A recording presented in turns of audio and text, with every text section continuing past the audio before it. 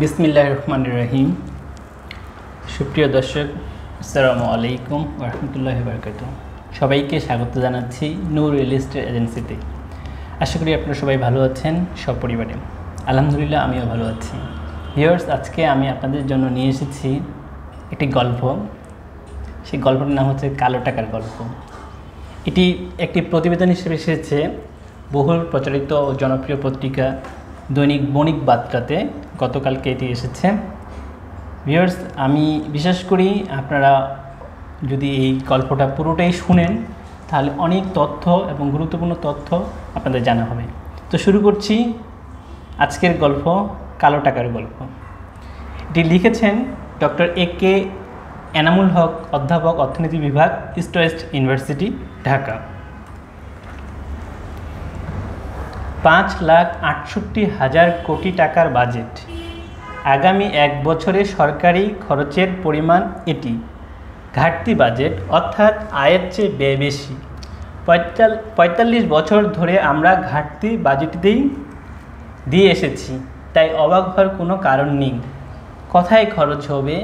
খরচের বেশিরভাগই হয় সরকারি কর্মচারীদের বেতন বাবদ। বাজেটে নতুন কিছুই নেই, তবে আশাও করিনি।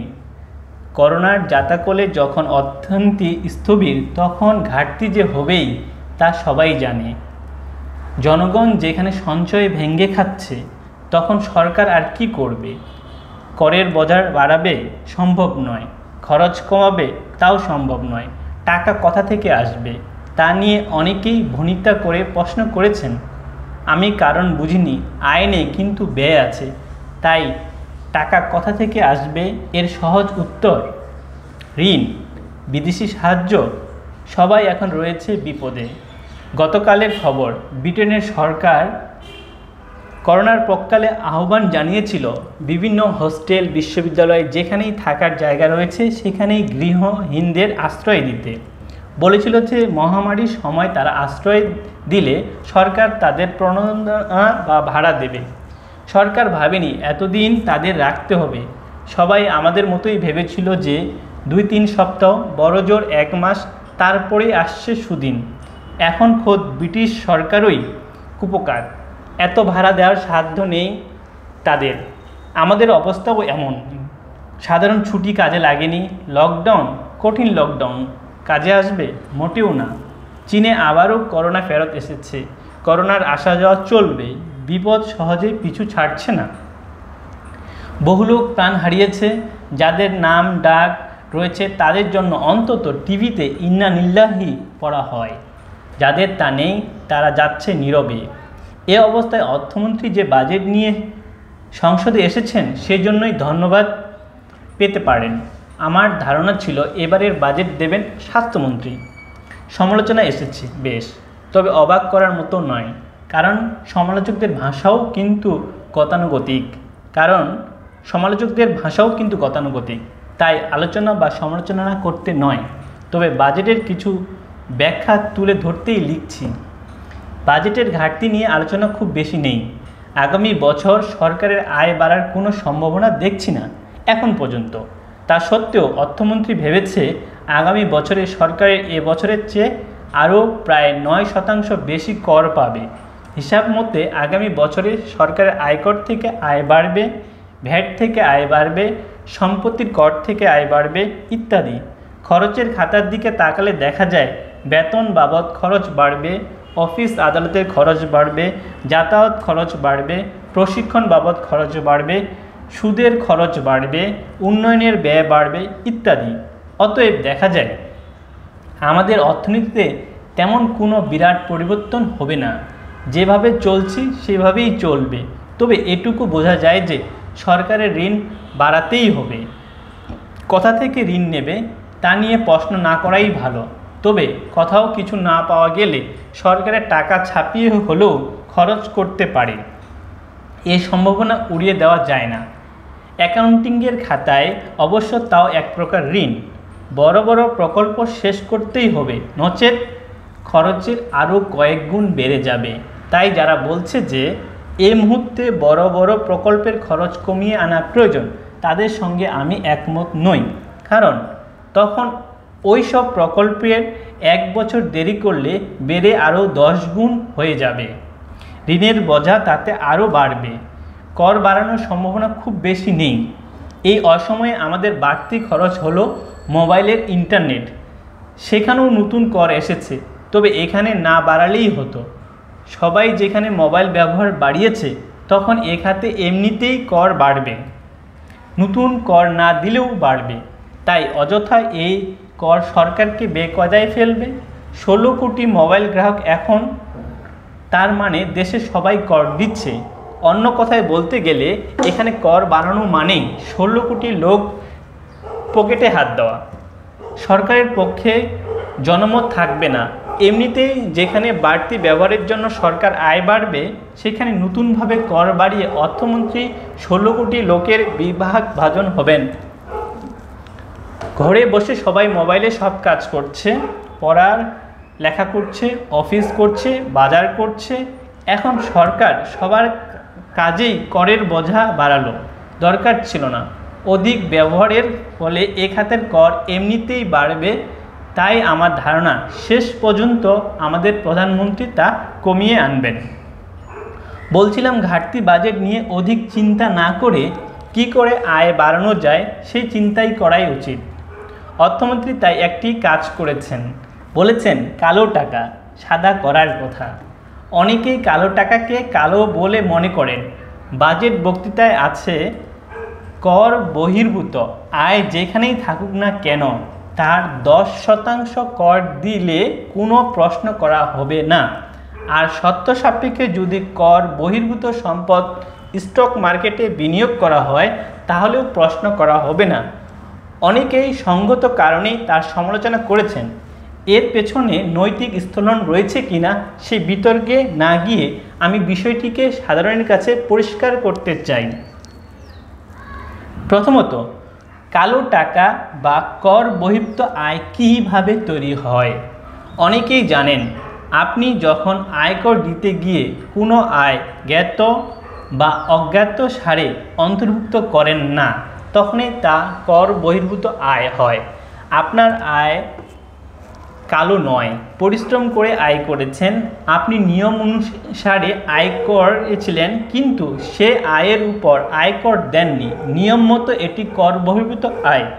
অনেকে বলেন কালো টাকা বিশেষণের জ্বালা অনেক, পরিশ্রমের আয় অথচ মনে হচ্ছে অপরাধী আয়। আয় অবৈধ নয়, আপনার অপরাধ, আপনি কর ফাঁকি দিয়েছেন। বিশেষণটি এমনভাবে ব্যবহৃত হয়েছে যে মনে হবে অবৈধ আয়। যারা কর দেন না তাদের আয় কি অবৈধ? আয় কিন্তু কালো নয়। দ্বিতীয়ত, কার কাছ থেকে এই তথাকথিত কালো টাকা? এই দেশে 16 কোটি জনগোষ্ঠীর 4 কোটি পরিবার। গত অর্থ বছরে মাত্র 20 থেকে 22 লাখ লোক আয়কর দিয়েছেন। অর্থমন্ত্রীর সঠিক তথ্য দিতে পারেননি তার বক্তৃতায়। কারো বার্ষিক আয় 2,50,000 টাকার, অর্থাৎ মাসে 20,000 টাকার ঊর্ধ্বে বেশি হলেই তাকে আয়কর দাখিল করার নিয়ম। তাই যারা আয়কর রিটার্ন দাখিল করেননি তাদের সবার পকেটে রয়েছে কালো টাকা। আর করদাতাদের মধ্যে যারা লুকিয়েছেন কিংবা উল্লেখ করেননি তাদের পকেটেও কালো টাকা রয়েছে। সেই অর্থে দেশে আয়কর দেওয়ার উপযুক্ত 1 কোটি পরিবারের পকেটে কালো টাকা রয়েছে। অর্থাৎ প্রতি 4 জনের মধ্যে 1 জনের পকেটে কালো টাকা আছে। বলবেন না এরা সকলেই অবৈধ সম্পদের অধিকারী, এরা নানা কারণে সরকারকে কর প্রদানে রাজি নন। তৃতীয়ত, কালো টাকা দিয়ে কি করা যায়? সাধারণ অর্থে সবাই করতে পারেন, কিন্তু যখন কোনো সম্পদ তৈরি করতে যাবেন তখন আপনাকে কর বিভাগ ধরে ফেলতে পারে। ধরুন আপনি গাড়ি কিনবেন, জমি কিনবেন, বাড়ি কিনবেন, ক্রেডিট কার্ড ব্যবহার করবেন, বিদেশে ঘন ঘন ভ্রমণ করবেন, সব ক্ষেত্রেই সেই আপনাকে কর বিভাগ ধরে ফেলতে পারে। সেই জন্য প্রয়োজনীয় আইন রয়েছে। তবে একসঙ্গে 1 কোটি লোককে ধরতে গেলে সরকারের বিপদ বাড়বে। তাই একসঙ্গে 1 কোটি লোককে ধরার চেষ্টা করা অবান্তর। সেজন্যই প্রতি বছর বাজেটে কালো টাকার কথা আসে। চতুর্থত, কেন কালো টাকা ধরা যায় না? এক্ষেত্রে কর বিভাগের সততার অভাব যেমন রয়েছে, তেমনই রয়েছে সরকারের নানা প্রতিবন্ধকতা। আগেই বলেছি, একসঙ্গে 1 কোটি লোককে কালো টাকার জন্য ধরতে গেলে সরকারের টিকে থাকাই অসম্ভব হবে।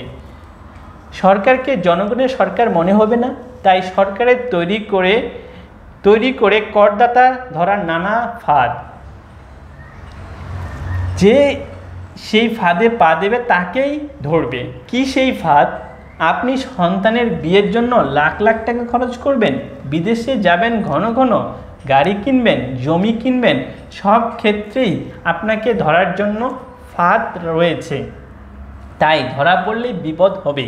পঞ্চমত, তাহলে আমি কি করব?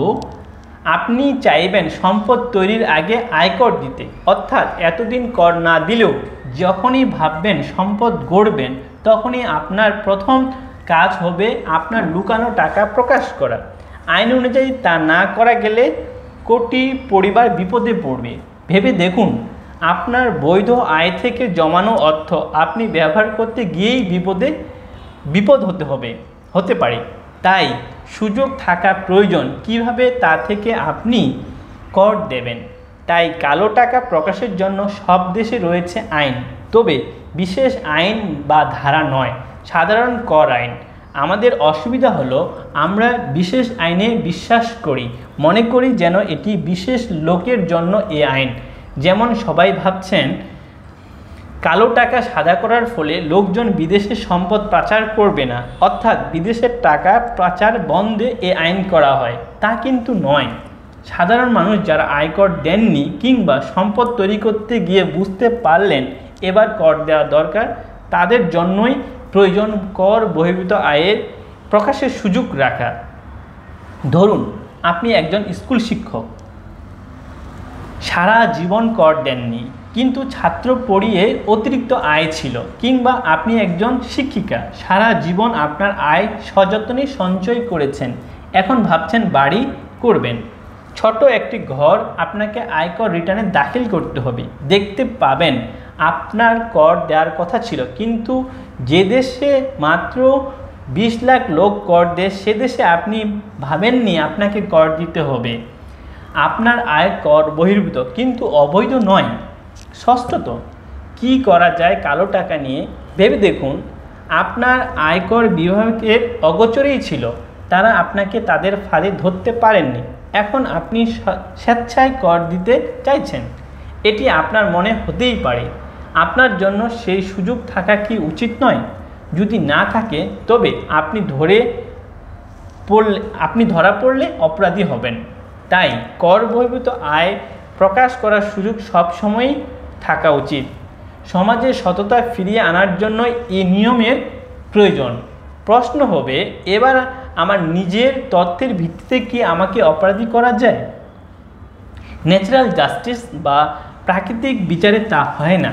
আপনার জন্য এই সুযোগ আপনার একটি নাগরিক অধিকার। তবে এজন্য কি আপনি একটি ফর্ম পূরণ করবেন? আমার মতে তা করা অনুচিত, কারণ কোনো তো অপরাধ এখনও ঘটেনি। আমি নিজেই আমার কর বহির্ভূত আয় প্রকাশ করছি মাত্র। আমাকে বিশেষ ফর্ম ব্যবহার করতে বলবেন না। আমি যখনই আয় ঘোষণা দেব তখনই আমাকে নিয়ম মাফিক কর দিতে বলুন। তবে আমার ঘোষণার ফলে আমাকে কর বিভাগে হেনস্থা করতে না পারে সেই ব্যবস্থা সাধারণ আইনে থাকা উচিত। বিশেষ ফর্ম ব্যবহার করে বা বিশেষভাবে তা প্রকাশ করে আমাকে অপরাধী দলের নাম লেখাতে বললে অনেকেই তা করতে চাইবেন না। যদি কর বহির্ভূত আয় হতে কর বাড়াতে হয় তবে বিশেষ নিয়ম করে ঘোষণা করে কর দেওয়ার নিয়ম করলে তা হবে না। অতীতে তাই কোনো কাজে হয়নি, এখনও হবে না। আর আপনি যদি বিশেষ লোক হন, কোনো বিনিয়োগকারী, কোনো ব্যবসায়ী বা কোনো রাজনীতিবিদ বা বিশাল কোনো ব্যক্তিত্ব, তবে এই ঘোষণাপত্রে আপনার জন্য কাল হবে।